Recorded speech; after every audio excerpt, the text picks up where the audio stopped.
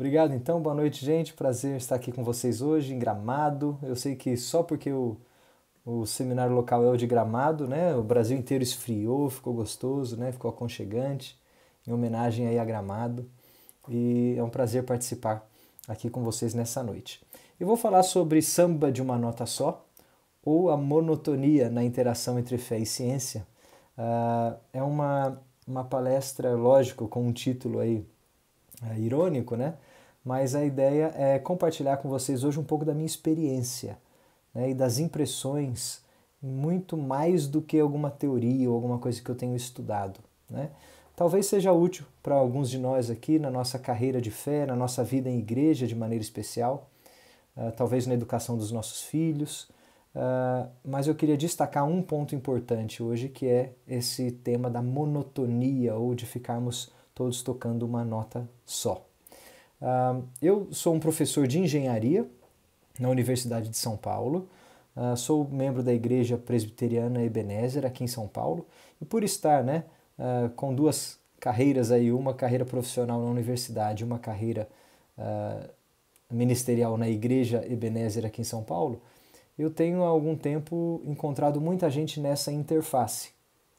E a BC2 veio trazer conteúdo, né, estrutura para essa interface onde eu tenho pastoreado muitos jovens.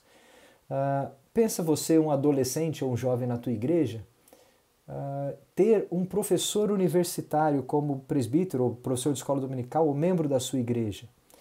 Muito provavelmente você serve como referência para essa pessoa. Você é visto como o cientista, né? Ou como o professor que pode tirar dúvidas da faculdade, de como é a vida, né, pós-vestibular, de dúvidas até de carreira, o que eu faço, o que eu escolho. E nessa minha experiência de vida aí, eu tenho trabalhado muito com jovens e adolescentes nessa interface da vida universitária. Tem um dado interessante, e talvez vocês já conheçam, é que 3 em cada 5 jovens abandonam a igreja na transição para a vida universitária, né? Após os 15 anos de idade, entre os 15 e 18 anos. 3 em 5. É uma proporção muito grande. E aí o Barna Group, que é esse grupo de pesquisa aí, né, de tipo Ibope, da Ibope Crente, eu falo, lá nos Estados Unidos, fez uma pesquisa para descobrir o porquê, né? Por que é que esses jovens, como eles justificam a saída da igreja e alguns o abandono da fé. E aí eles chegaram a algumas conclusões sintéticas com 6 razões principais para que os jovens estão abandonando a igreja. E uma delas, e só essa que me importa destacar aqui hoje, é que eles dizem que a igreja é inimiga da ciência. E para uma parcela grande de jovens aparece essa como uma justificativa forte o suficiente, ou talvez uma justificativa num conjunto de justificativas maiores que o levam a sair da igreja, porque a igreja dele é vista como inimiga da ciência. Então, se você trabalha nessa interface, ou pastoreia, tem ministério nessa interface com vida universitária, ou se você está com interesse para você mesmo, espero que eu possa te ajudar para que você também ajude a tua igreja a não ter essa resposta como desculpa para o abandono dos jovens. Agora eu quero que você então pense na tua igreja local, onde você cresceu, onde você está agora. Como você lembra ter sido tratado o assunto da interação entre fé e ciência na tua experiência? Talvez como adolescente, como jovem, na escola dominical.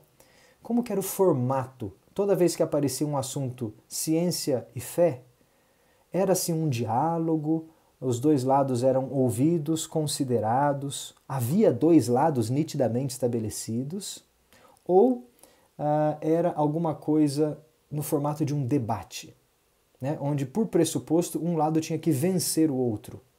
E aí, seja a pregação, a aula da escola dominical, a programação de mocidade, o acampamento, eram armados de modo que um lado fosse combater o outro no púlpito, né? E às vezes o formato na igreja era assim: vamos convidar aquele pastor inteligente lá, aquele pastor que fala bem, que é bem articulado, tem bastante retórica, e vamos convidar o cientistazinho, o aluno de biologia da faculdade, para malhar ele aqui no púlpito da igreja, né? E para que o nosso lado, a nossa visão prevaleça.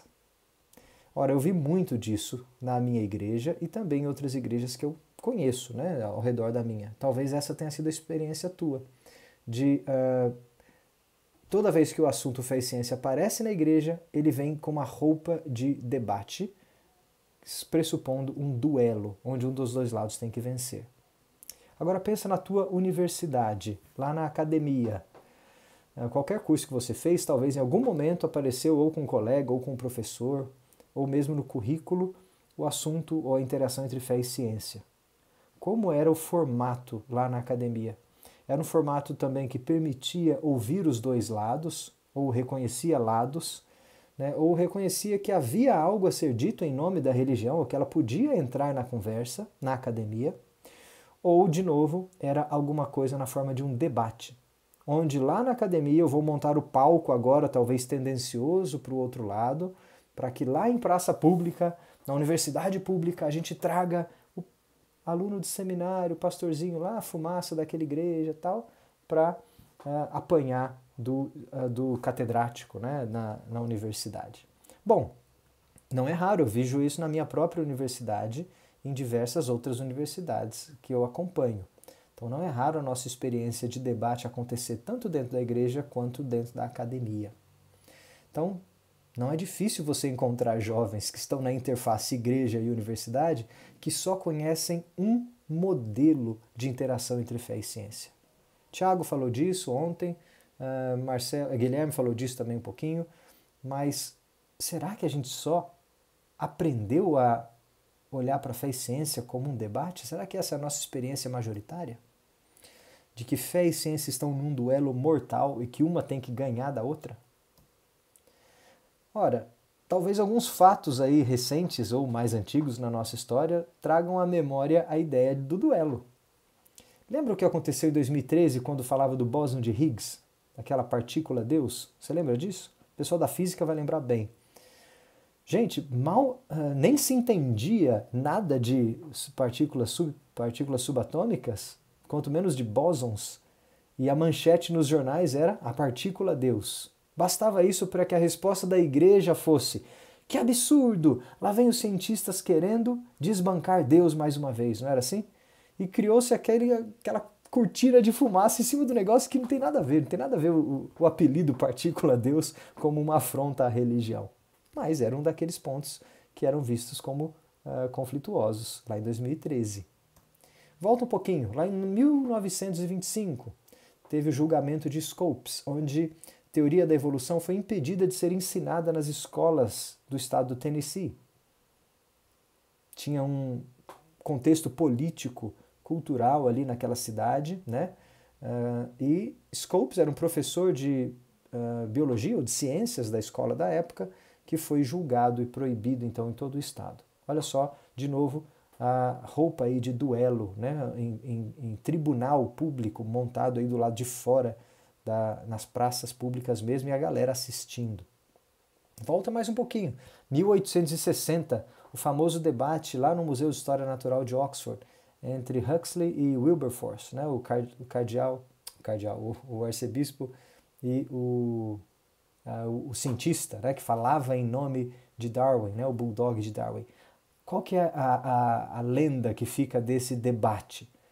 Até hoje a gente não sabe quem ganhou, quem ficou escandalizado, quem ficou horrorizado, né? E mais uma vez, fé e ciência caracterizadas como em duelo. E por que não o clássico, né?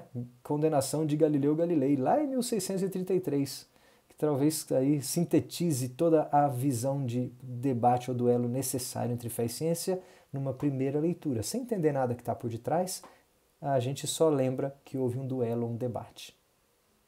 Pois bem, galera, muitos desses eventos entraram na vida da igreja, entraram no nosso discurso, na nossa mentalidade, na forma de enxergar um relacionamento com a ciência.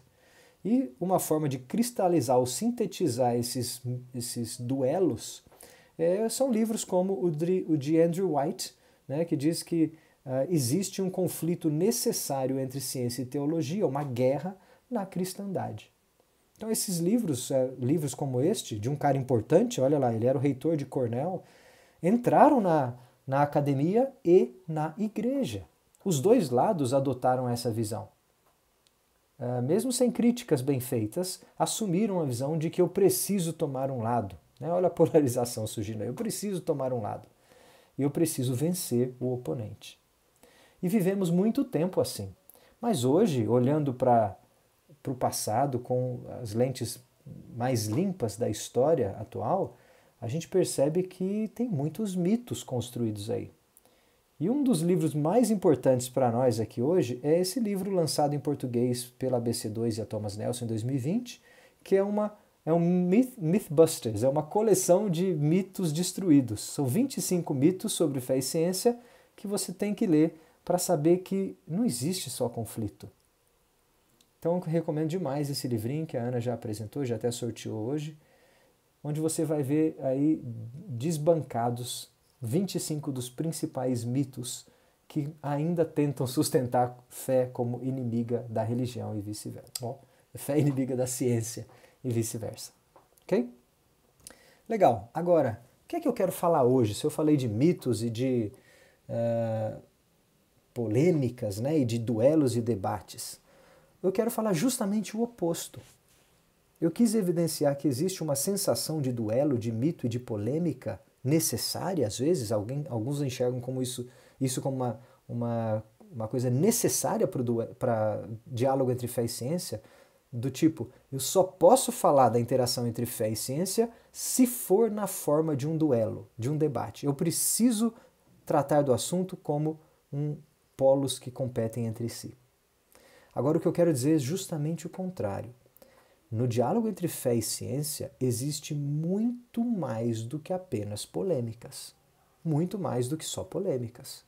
Na verdade, a figura que eu gosto de usar é um iceberg. Aquilo que a gente enxerga como polêmicas, como duelo, como assuntos interessantes ou polêmicos, está na pontinha de fora do iceberg, para fora d'água. Claro que nós somos atraídos por esses pontos polêmicos. Eles servem até de iscas para a gente ser atraído para o assunto. As dúvidas nossas no dia a dia vão surgir quando a gente vê uma polêmica. É natural. A dúvida do adolescente na igreja vai surgir quando um assunto polêmico aparecer no radar dele. Mas ele tem que entender que existe muito mais debaixo d'água. O maior, o mais importante, o mais volumoso nesse corpo de interação não está aparecendo na superfície. É aquilo que está sustentando o iceberg debaixo d'água. Daí, meus queridos, quais são os dois grandes assuntos do momento, por exemplo, pelo menos dos últimos 2 séculos aí, que sempre aparece como assunto polêmico entre fé e ciência?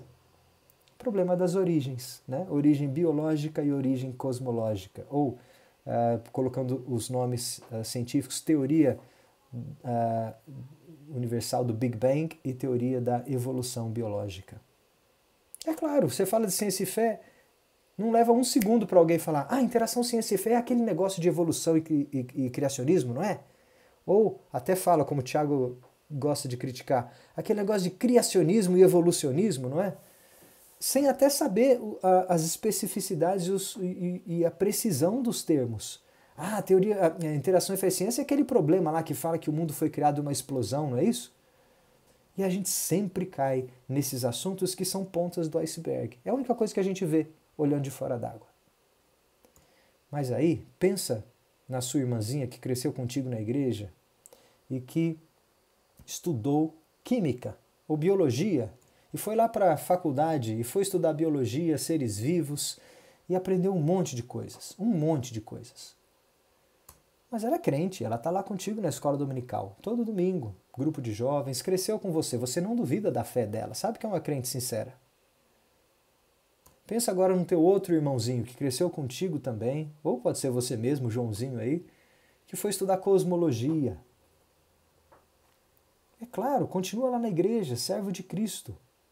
Você acha que qual tipo de dúvidas pode surgir na cabeça do Joãozinho e da Aninha, os dois que eu apresentei agora? Se eles foram para essas áreas, eles vão ser expostos e instigados a dúvidas genuínas, obviamente nessas áreas. Se um aluno for estudar direito, surgirão dúvidas profundas numa interação entre fé e direito na outra área. E cada um de nós nas suas áreas específicas. É natural. Agora, pensa numa pessoa que interage com todas essas pessoas da tua igreja. Teu pastor, ou o teu corpo pastoral, o teu professor de escola dominical, ele está lá no meio da salada. Ele não interage só com os alunos de biologia de uma sala de aula, igual um professor faz. Não, ele interage com 60 jovens, 100 jovens da tua igreja, cada um com uma cabeça, cada um indo para uma direção diferente. Agora, o teu pastor é servo fiel, prega a Cristo, estuda, servo zeloso, ministro exemplar, cara bom demais. Que é que ele conhece, ou qual a capacidade, qual o tempo que ele vai ter de se dedicar e conseguir estudar assuntos tão profundos quanto Aninha e Joãozinho? Não dá tempo, gente. E não espere, então, que um pastorzinho sozinho de uma igreja, pastorzinho, tá? Me perdoe só para mostrar que ele é pequeno frente à grande quantidade de conhecimento, dê conta de ter um arcabouço de respostas ou até uma experiência de vida suficiente e profunda para responder perguntas sinceras, talvez de membros de igreja que vão em direções diferentes, ortogonais a dele. Até porque, muito provavelmente, o pastor da tua igreja, por ter ido para a área de teologia, aí não gostava muito da área de ciências exatas ou biológicas no colégio. Talvez ele era aquele cara que não gostava de física, de biologia, ele era o cara mais das humanas, não é? Então, até a chance dele compreender adequadamente o conhecimento científico atual, ou entender do que é que o Joãozinho e a Aninha estão falando, é muito complicado. Daí o Joãozinho levanta a mão lá na escola dominical: pastor, mas é aquele negócio lá de Big Bang? Pô, o pastor pira, explode. Ele pode responder de algumas formas. Se ele for muito sincero, ele vai falar assim: Joãozinho, não sei, cara, não sei te responder. Não tenho resposta para essa tua pergunta porque eu nunca estudei isso. E ele vai reconhecer o seu limite ali. Se ele for um bom pastor, ele vai falar o seguinte: mas vamos buscar ajuda juntos? Vamos atrás de quem sabe? Quem sabe tem alguém aí com mais experiência no assunto? Agora ele pode dar um segundo tipo de pergunta: Joãozinho, isso não é importante não, cara. Desconversar. Mexe com isso não, esquenta não. Pensa assim, ó, pensa desse jeito e não pensa desse jeito não. Não dá bola para essas dúvidas, não dá corda para essas dúvidas. Fica aqui comigo, ó, o que importa é isso aqui. Ou até um terceiro tipo de resposta: Joãozinho, não mexe com essas coisas de biologia não, cara. Isso é coisa do diabo. Isso aí é o diabo colocando para enfraquecer a tua fé, para te testar. Não caia nessa. Seja firme, ou seja, não seja corajoso, né? As virtudes aí, vai apelar para as virtudes lá, né, Marcelo? Vem cá, seja corajoso, seja firme aqui, ó. Entendeu? Cuidado. Olha, gente, eu já vi respostas de vários tipos. Talvez você tenha conhecido ou tenha até recebido respostas assim na tua vida. Mas eu gostaria muito que os nossos pastores, eu não estou falando de ministros apenas, mas o nosso corpo pastoral, professores, pais, professores de escola dominical, soubessem que eles não estão sozinhos. E que nesses assuntos em especial, a gente precisa lembrar lá de Efésios 4. Todo o corpo ajustado e unido pelo auxílio de todas as juntas cresce e edifica-se a si mesmo em amor. Nesse assunto moderno de interação entre fé e ciência, que está surgindo com força e cada vez mais, a ponto de 3 em 5 saírem da igreja, alguns culpando uma relação não salutar entre igreja e ciência, precisa ser tratado de outra forma.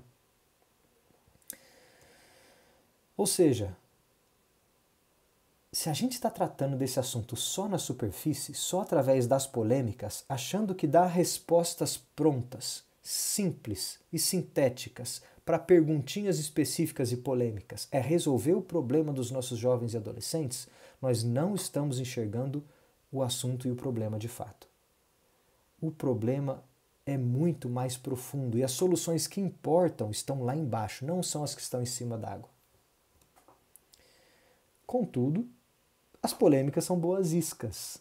Quem não gosta de ver sangue, né? Numa briga lá? Quem não gosta de ver puxar cabelo? Não é? Briga é assim, você quer ver polêmica. Ah, tá tendo um debate, não sei o quê. Vamos lá ver, vamos lá ver. As polêmicas servem para atrair a gente para o assunto, mas a função nossa é levar as pessoas para as profundezas e não ficar nadando na superfície.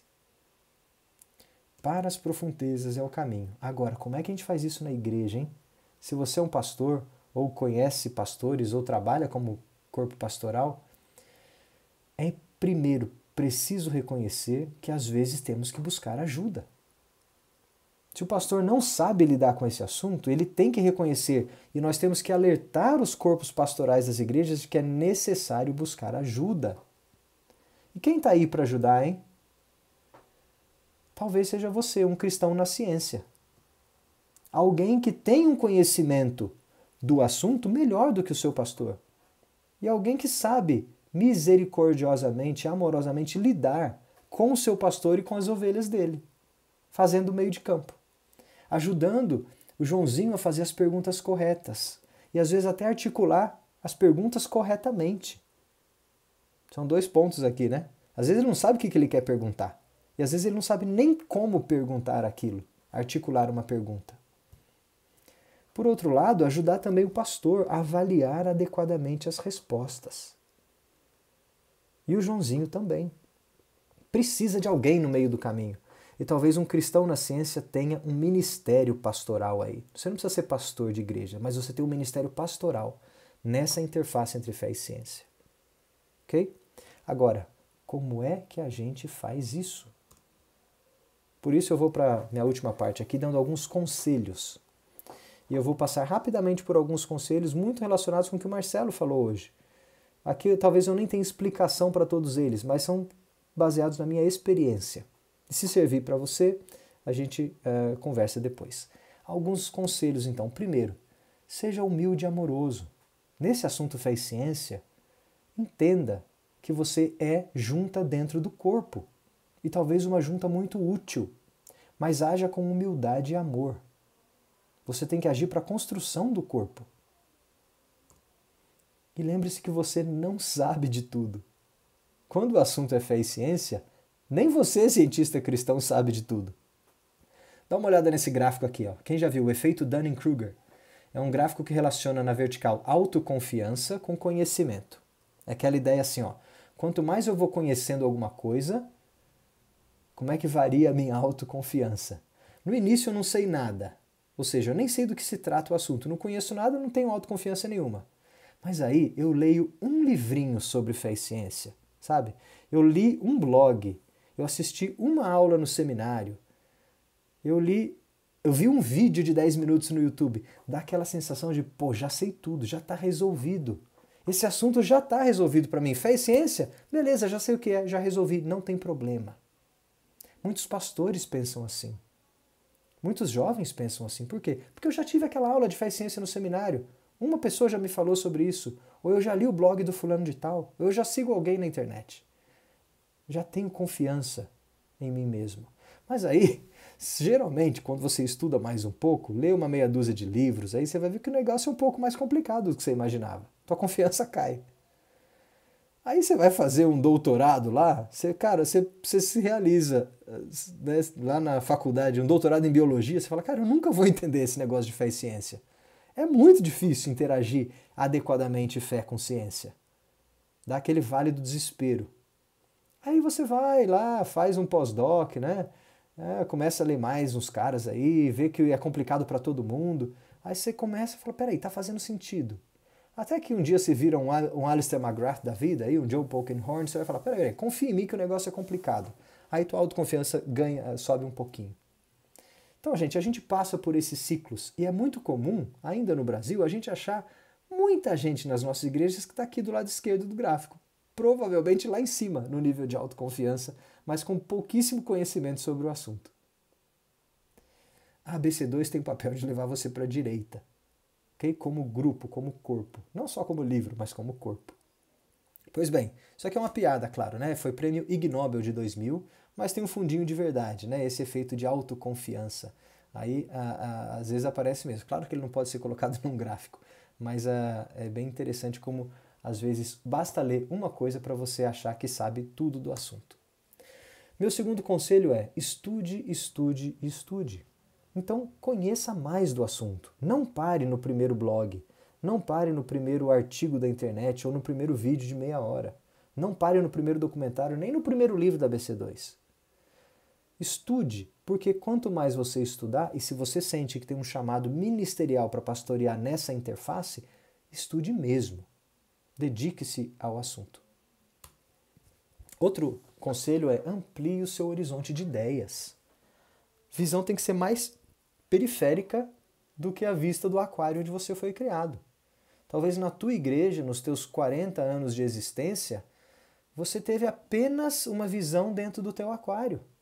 Tem um oceano lá fora. Será que não tem gente boa que pensa diferente de mim, não? Será que todo mundo que está correto tem que pensar igual a mim? Então você tem que sair do teu aquário, dá uma olhada lá fora. E no momento mais de maturidade da vida, a gente faz isso com mais propriedade e vale muito a pena. Mas saia da sua bolha e vá conhecer outras visões, aumente a sua visão periférica. Mente aberta, né? E reconheça também as fronteiras do conhecimento. Gente, nem tudo dá para a gente saber. A ciência é limitada. A fé, ou a teologia, na nossa maneira de estudá-la, também tem seus limites. Não é a teologia que vai me explicar por que é que o meu celular cai se eu soltar ele dessa altura, com qual aceleração que ele atinge a mesa, por exemplo. Não é o celular que vai, a teologia que vai me explicar isso. Não é? Mas também não é a ciência que vai me explicar como é que a oração funciona. Cada um tem seu limite de alcance, suas áreas, as suas esferas de atuação, os seus domínios. Por outro lado, você também tem uma existência muito curta comparado com o cosmos, né? Com a humanidade, pelo menos. Nos seus 80 anos de existência, muita coisa você não vai saber. Você, pessoalmente, não vai descobrir todas as respostas. Fique tranquilo, muita gente morreu antes de você sem ter todas as respostas. E caras grandes, Isaac Newton, Albert Einstein, provavelmente conheciam muito menos do que você conhece de alguns assuntos mais modernos hoje. E morreram felizes da vida e reconhecidos como grandes cientistas. E alguns deles cristãos verdadeiros. Então, reconheça as fronteiras, os seus próprios limites e as fronteiras das áreas. Agora, estude também outras áreas e outros autores. Eu sou um engenheiro, já pensou se na interação entre fé e ciência eu só lesse coisa de engenharia e não lesse nada de biologia nem de cosmologia para entender como outras áreas interagem, né, e dialogam com a fé? E se eu lesse apenas um autor, hein? Ficasse lá bitolado só num cara só, uma única visão de mundo, uma única linguagem, uma única maneira de apresentar as ideias? Saia da monotonia de áreas e de autores. Abra também os seus horizontes, use a pluralidade, a variedade. E olha que legal, use as recomendações de quem está fazendo esse percurso contigo. Porque às vezes você vê alguém falando, cara, esse livro é muito bom.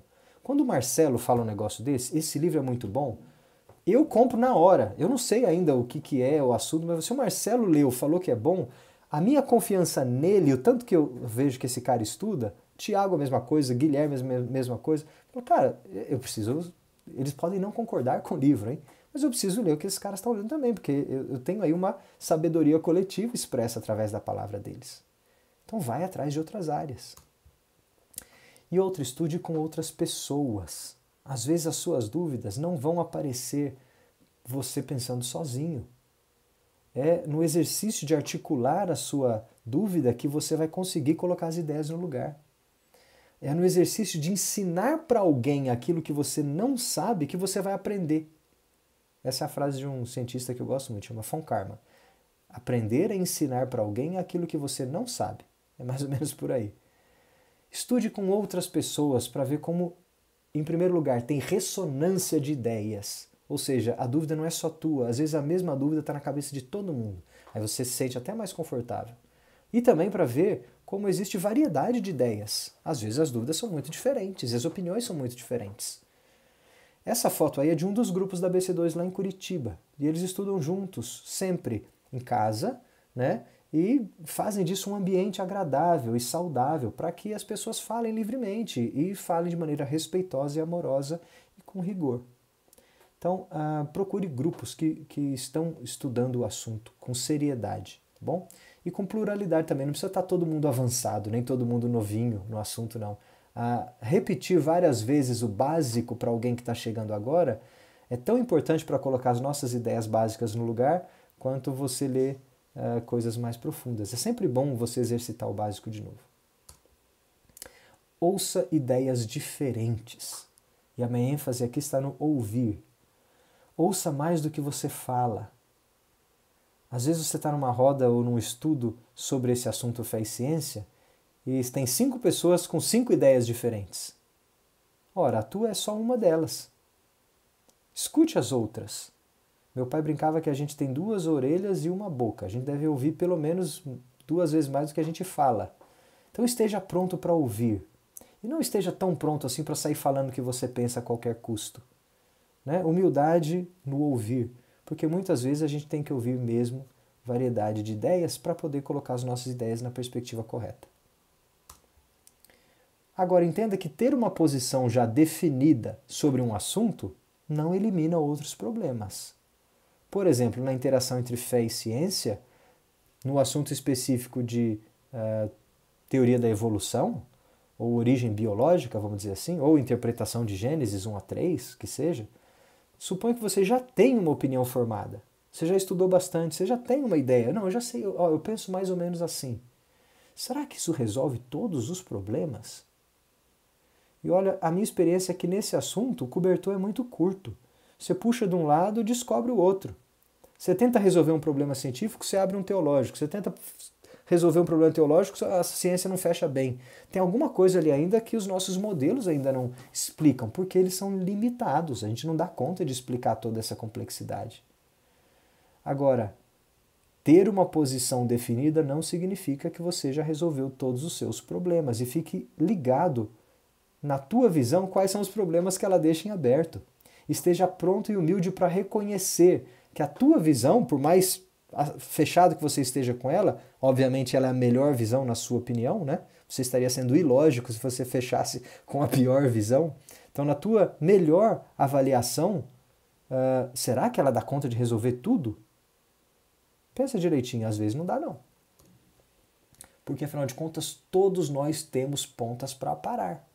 Sempre tem um lugarzinho onde corrigir, onde melhorar. Tal coisa eu não entendo direito. Opa, chegou informação nova aí. Informação científica nova, que não estava na mesa ainda. Nova evidência. O que eu faço com ela? Como é que eu incorporo ela na minha maneira de interagir fé e ciência? Opa, tem interpretação bíblica nova aí. Tem teologia nova na mesa. Como é que a gente faz? Todos nós temos pontinhas para parar. Todas as visões têm. Agora entenda também que ter uma posição fechada sobre algum assunto entre fé e ciência, ou até se deleitar, discutir desses assuntos, fé e ciência, não é a coisa mais importante, nem nunca foi. Não é isso que leva você para o céu. Olha, e nem todo crente precisa gostar ou ter prazer, e muito menos ter profundidade na interação entre fé e ciência. Muito pelo contrário, talvez a maioria das pessoas da tua igreja estão nem aí para esse negócio de interação entre fé e ciência. E muita gente que passou para trás nunca ligou para isso. Agostinho já dizia, saber como que o mundo natural funciona, cara, não é fundamental para a nossa salvação. Conhecer a Cristo é. Tem algo mais importante do que saber como relacionar fé com ciência. É relacionar Cristo com vida. Isso é muito mais importante do que fé e ciência. Então, não dê valor demais para a coisa que não é a coisa mais importante da sua vida e nem necessária para a sua salvação. Por outro lado, ao fazer esse exercício, aprenda a construir sobre fundações sólidas. Não adianta você querer ser um especialista lá na pontinha do iceberg se a base do iceberg não é sólida para suportar o que está fora d'água. É preciso saber, lá nas entranhas da fé e ciência, o que é importante, o que eu não posso jogar fora. Tiago falou disso na palestra dele. Peraí, antes de eu ficar falando aqui de evolução com Big Bang misturado com Bíblia, será que eu posso olhar para a natureza como revelação verdadeira de Deus? Isso é muito mais importante. Eu ter uma visão correta e bíblica do mundo natural. Antes de eu sair criticando opiniões nos campos da biologia ou da cosmologia, será que os nossos jovens estão com fundações sólidas suficientes ou eles estão só expostos às polêmicas que vêm bombardear o telhado lá em cima? Okay? Então invista nas suas próprias fundações sólidas. Gente, um curso Basics da BC2 faz isso. O DCH, Na verdade, a ABC2 ela investe, são nas fundações. Nós somos uma associação que investe nas fundações. Raramente você vai ver a ABC2 investindo demais na ponta do iceberg. A gente tem que tratar desses assuntos porque eles são polêmicos, eles estão à vista. Mas o investimento maior está na raiz, está lá embaixo. E outra, não reduza a interação entre fé e ciência a apenas 2 ovos fritos, gente. Não é só evolução e Big Bang. Falar de ciência e fé não é só Big Bang e homem veio do macaco. Não é só isso. Porque é isso que a igreja, é isso que a academia quer fazer. Ou faz muitas vezes por ignorância.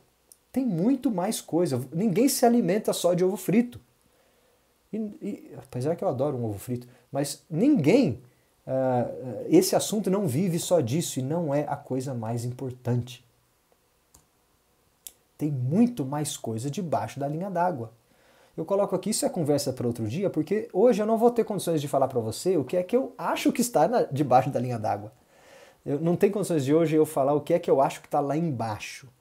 O que é o mais importante? Eu já falei que para mim teoria da evolução e cosmologia não é o mais importante. Mas eu digo que algumas coisas estão lá. Eu vou tratar disso um pouquinho amanhã, tá bom? Mas hoje não. Mas aguenta aí que fica para outro dia. Hoje eu estou só trabalhando com vocês no movimento aqui do porquê não ficar lá em cima e como descer para baixo. Dá uma olhada nessa foto aqui. Essa é uma foto da minha parede. Eu adoro post-its, né? Então tudo que eu faço aqui na minha frente é cheio de post-its. E essa sequência de post-its aí é um exercício que eu estou fazendo de sequenciar os livros que eu mais gosto na interação entre fé e ciência. Né? Se alguém me perguntar assim, Gustavo, eu nunca li nada de fé e ciência, onde que eu começo? Então eu teria aí uma receita, um caminho, né? Que para mim foi um caminho mais interessante para ler. Não foi o caminho que eu comecei a ler, mas é o que eu hoje recomendaria a alguém. Agora, olha só, dá para você ver que tem uma espinha dorsal aí no meio, né? Tem uma sequência bem no meio e tem algumas bifurcações.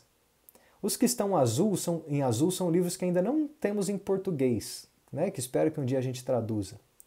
Agora, a maioria dos que estão aí são livros publicados pela ABC2, nas nossas 3 séries. Agora, pergunta, quantos desses livros aí vocês acham, na minha lista de os mais importantes, quantos vocês acham que tratam de Big Bang e evolução? Vocês acham que a maioria, que está no meu core, na minha linha central, são só esses aqui de baixo. É esse grupinho aqui, que para mim nem está na categoria dos primeiros a serem lidos.